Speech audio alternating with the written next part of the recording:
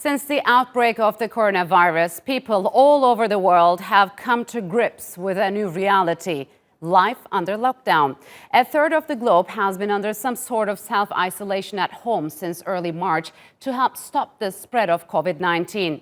But how have people adapted to life with social distancing and quarantines? Will this be the new normal?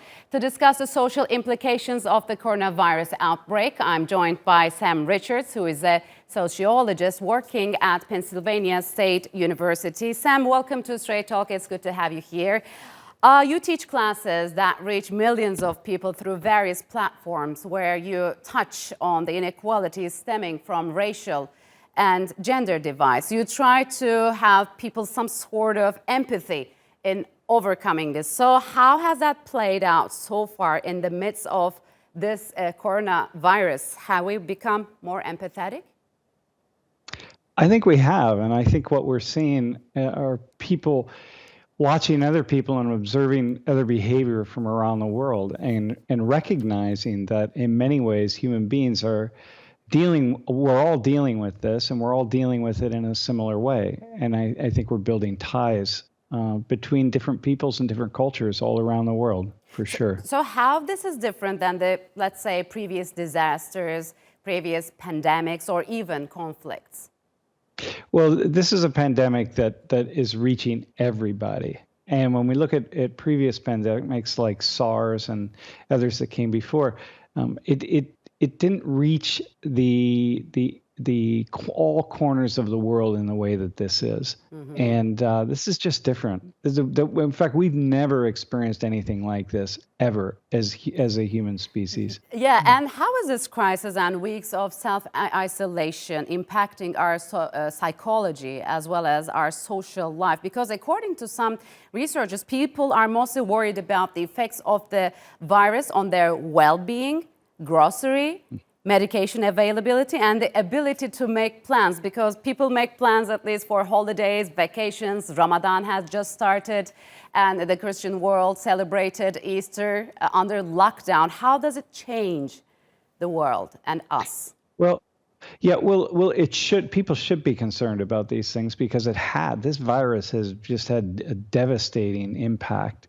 on all social systems from top to bottom, and so I think that we are we're used to thinking in terms and planning in terms of the future. It's not just now, but it's a week from now, a month from now, a year from now, and this virus has disrupted all of those things, and our ability to make any kinds of plans whatsoever. And then there's the existential threat coming from the virus that we don't know what our social systems are going to look like down the road.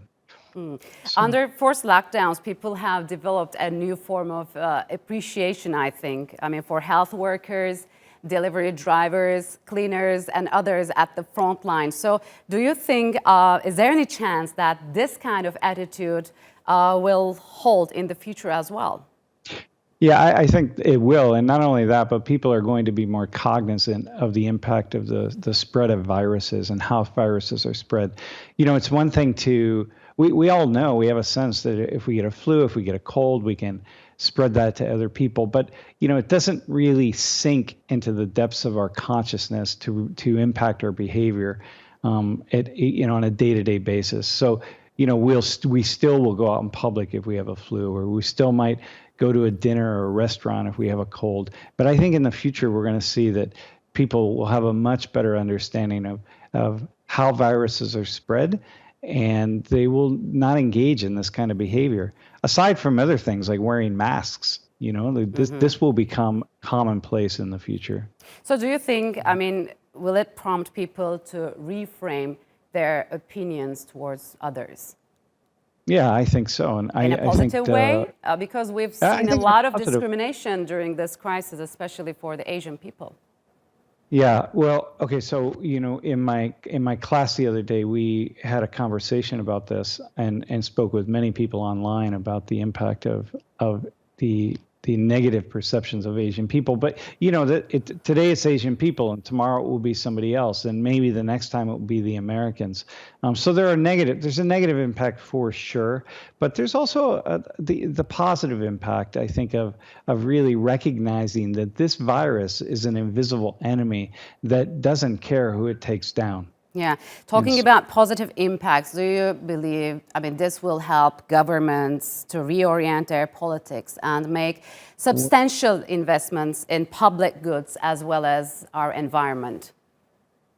Well, one would like to believe that once again, some of our international institutions would get some power behind them, some teeth behind them. So the World Health Organization, the UN, and so on. I would like to imagine that governments will take this as an opportunity to come together and really put some teeth into the policies that can be enacted by those organizations. But we'll wait to see. But I don't know how that could not be the case going forward. Yeah, I guess for many Americans right now, the effect of the virus, especially the economic effect, brings back memories of 2008 financial crisis, and you have President Trump who looked down this virus when it first broke out. Tell us about the social changes in the United States expected to take place in the coming months or years.